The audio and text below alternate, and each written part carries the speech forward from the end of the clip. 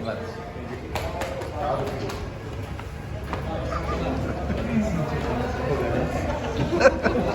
Wala pa. Arvin, yun nga, maraming usap-usapan. So, side mo lang, what's the real score?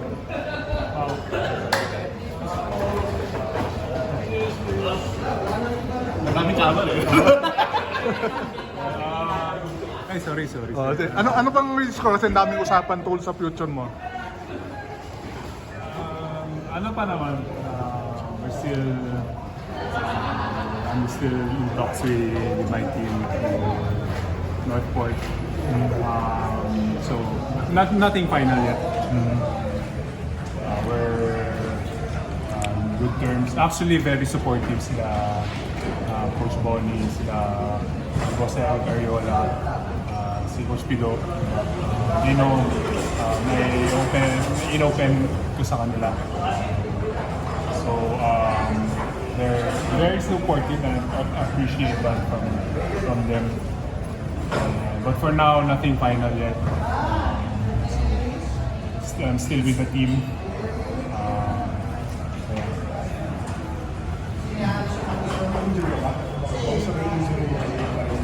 I'm only heat flexor ko. Medyo may heat. Something pa rin. Parang may release kasi fragile yung area minsan yung pain ko. So, ano lang.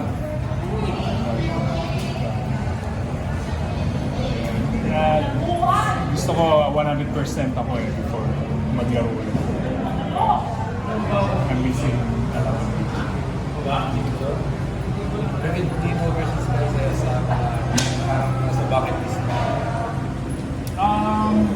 Well, oo naman. Yeah, I'm sure lahat naman siguro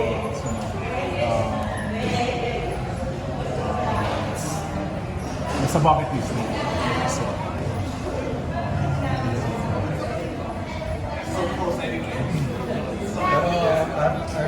Pero parang na-extend lang actually finish na pero dahil usually yung kailangan.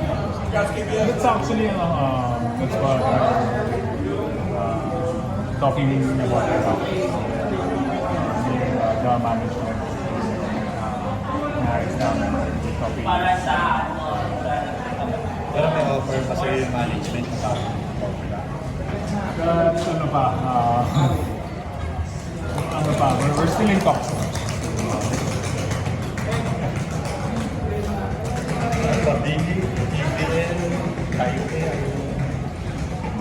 Well, I'm looking at everything, to be honest.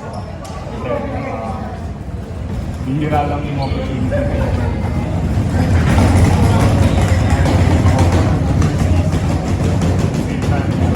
Dito sa PBA, ano pa? Anyway. Pero you're still open to play here. Oh, very open. Very open. That's actually my priority.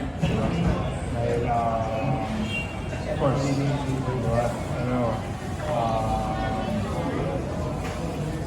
ito pa rin yung dream ko sa PBA. And, I feel like I'm in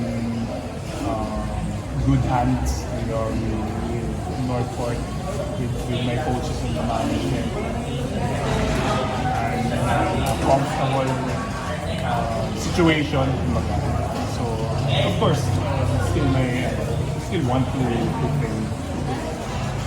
Medyo mahirap nga lang decide.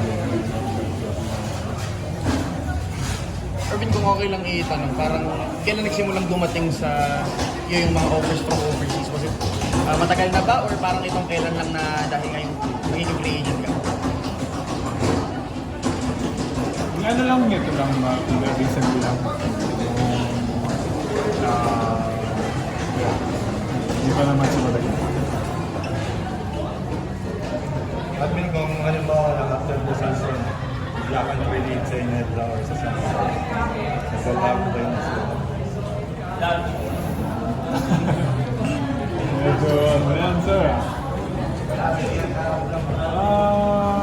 again, it depends eh. Still have to weigh the options.